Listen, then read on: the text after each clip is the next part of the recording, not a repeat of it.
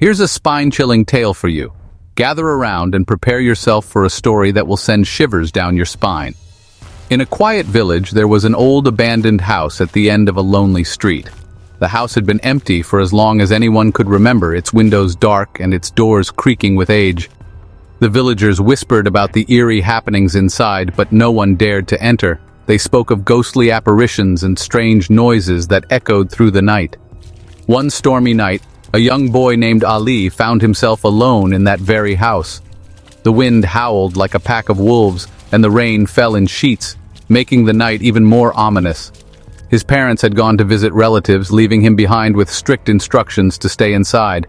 They promised to return soon, but the storm had delayed them.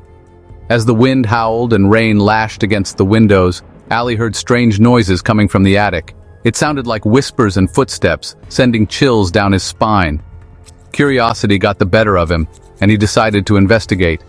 He grabbed a flashlight and took a deep breath, trying to muster the courage to face whatever was up there. With a flashlight in hand, he climbed the creaky stairs, each step echoing through the empty house. The wooden steps groaned under his weight, adding to the eerie atmosphere. When he reached the attic, he saw an old, dusty trunk in the corner. The air was thick with dust, and cobwebs hung from the ceiling like ghostly drapes.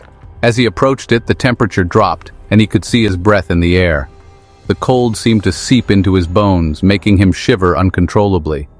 He opened the trunk, and inside, he found an ancient, tattered diary. The leather cover was cracked and worn, and the pages were yellowed with age. The pages were filled with cryptic symbols and unsettling drawings.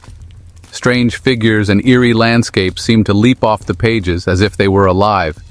Suddenly, the attic door slammed shut, and the flashlight flickered. The room was plunged into darkness, and Ali's heart raced with fear. Ali felt a cold hand on his shoulder. He froze, too terrified to move, his mind racing with thoughts of what could be behind him. He turned around, but there was no one there. The room was empty, but the feeling of being watched was overwhelming. The diary began to glow with an eerie light, and the symbols on the pages seemed to come to life, swirling around him. The light grew brighter, illuminating the entire attic with an otherworldly glow.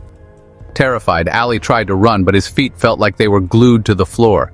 He struggled to move, but it was as if an invisible force was holding him in place. The room filled with whispers, and he could hear his name being called from the shadows. The voices were soft but insistent, growing louder with each passing second.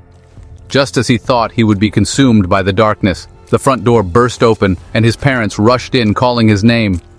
Their voices broke through the whispers, bringing a sense of relief.